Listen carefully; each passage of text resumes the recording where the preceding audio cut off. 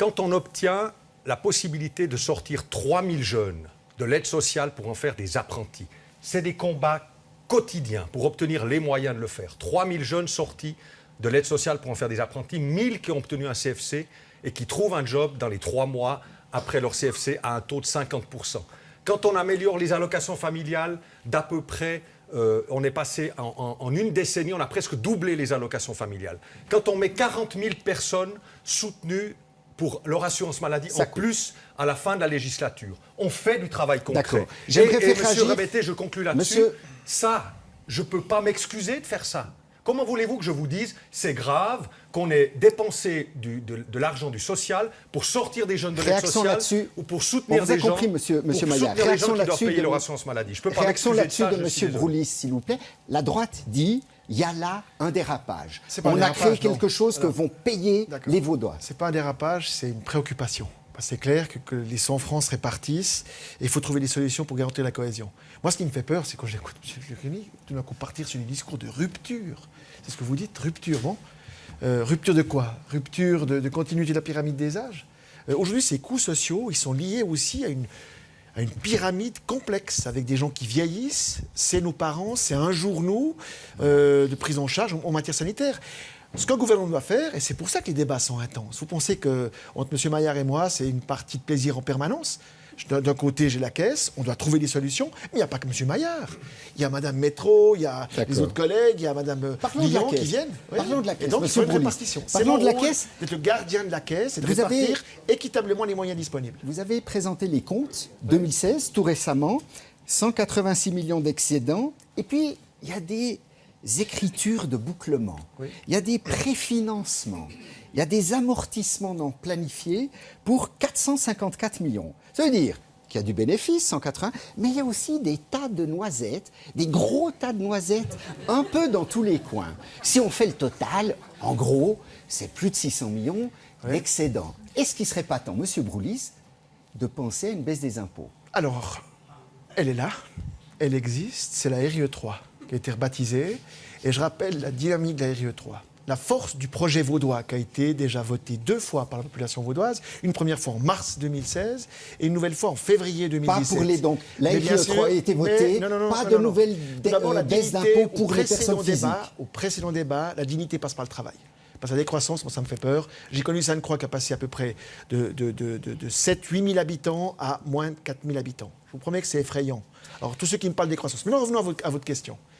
La réforme fiscale prévoit une baisse pour les entreprises, pouvoir d'achat des entreprises, augmentation du pouvoir d'achat du social et donc consommation. Ensuite, dans ce projet, quand on reprend... Ne me défendez pas la RIE3, ce n'était pas la question, elle a été votée, acceptée par les Vaudois. C'est pas ça la question. Il y a 2 baisses fiscales pour les personnes physiques. C'est la réponse. Il y a 2 baisses d'impôts. Une baisse sur l'assurance maladie, qui est prévue, et une deuxième pour les propriétaires, les petits propriétaires. Donc les baisses ont déjà été accordées, je vous comprends. Soit sous toit, on pourra réfléchir à une nouvelle baisse intelligente. J'aimerais peut-être demander à Mme Villa, les finances du canton, pour vous, elles sont bonnes, saines ou inquiétantes? Alors peut-être si vous me permettez de rebondir justement typiquement sur la RIE3 qui vient d'être mentionnée, il reste des zones d'ombre et en particulier par rapport à ce que j'incarne aussi, le porte-parole que je veux être, c'est pour les indépendants, pour les petites entreprises qui dégagent quasi pas de bénéfices et qui effectivement peuvent se retrouver dans une situation où elles ne bénéficient pas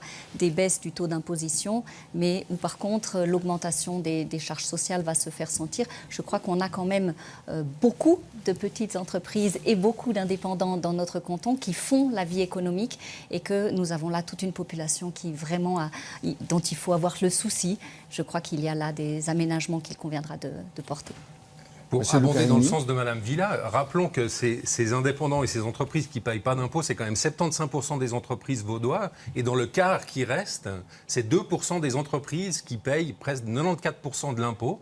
Donc cette réforme d'imposition fédérale, ce n'était pas une baisse d'impôts pour tout le monde. C'était une baisse d'impôts pour les plus nantis, pour les plus fortunés, pour les grosses entreprises et les multinationales, sous couvert d'éliminer les forfaits fiscaux. C'était un grand tour de magie sociale libérale. Monsieur Le Carini, quand même si... on voit bien que M. Maillard, M. Broulis vous tombe dessus en disant « vous êtes totalement irréaliste ». vous prêchez des choses impossibles. Mais la folie, c'est de continuer comme maintenant. C'est pas d'essayer de décoloniser notre imaginaire et de faire autrement. La décroissance, au départ, c'est un mot obus. L'idée, c'est de créer le débat. Et ben, je vois que ça marche bien aujourd'hui, parce que je n'ai jamais vu un débat où on parle autant de décroissance. Monsieur Maillard, ces propos vous énervent. Mais ce n'est pas la énervent. décroissance de tout et n'importe quoi, comme la croissance. Bon, rien ne m'énerve, mais à peu près. Non, mais il y a une donnée que M. Lucarini oublie. S'agissant du canton de Vaud, après, il y a le modèle économique mondial, on peut y contribuer à sa petite échelle, mais s'agissant du canton de Vaud, nous sommes dans une phase de notre histoire où tous les enfants nés dans les années 50 et 60 vont progressivement, et on y en sera, arriver à 75 ans et plus. On va avoir une demi-ville de Lausanne en plus de gens de 75 ans et plus dans 20 ans. C'est un choc démographique comme jamais on en a connu. C'est une magnifique nouvelle, nous vivons plus longtemps, mais nous aurons 50 000 personnes de 75 ans et plus dans 20 ans. Une place en EMS, c'est 100 000 francs de coût de fonctionnement par année. Il va donc falloir il faudra, juste pour l'hospitalisation de ces personnes, il faudrait construire 2 fois l'hôpital de Réna en plus de ceux que nous avons. Ça, c'est la réalité dans laquelle on se trouve. Alors, Sylvie, je conclue là-dessus. On peut, c'est pour ça que tout coule de ça. Quand on veut gouverner, on doit prévoir, on doit voir l'avenir. Si nous avons une décroissance de l'emploi, si nous n'avons plus de croissance démographique, je pense qu'il faut qu'elle soit modérée, il faut qu'elle soit gérée, il faut qu'elle soit socialement équitable, Madame Villa, il faut que l'aménagement du territoire soit juste. On vous mais a on compris. aura besoin, On vous a monsieur, compris. je termine ma phrase, Mais- on aura besoin, franchement, Merci. d'emplois encore ces 20 prochaines années On vous a pour payer compris, les charges. Monsieur de cette Maillard, je vous assure. population. Madame Villa, En fait, on voit bien qu'il y a ces 2 conseillers d'État qui, au fond, tiennent un discours assez proche, ils se citent l'un l'autre. Ils ont même un surnom, hein, très connu, Brouillard et Malice. C'est une bonne chose pour le canton ou pas? Je crois qu'en soi, la connivence n'est jamais mauvaise et d'être dans un climat de paix, ça ne peut être que positif. Il faut néanmoins que l'on garde toutes les perceptions autour de la table, que l'on continue à garder ce débat, que l'on ose justement dire aussi il y a des zones d'ombre, il y a de la précarité. Nous avons quand même un nombre une population qui est au seuil de la précarité qui est croissante et je crois qu'il faut qu'on empoigne ça.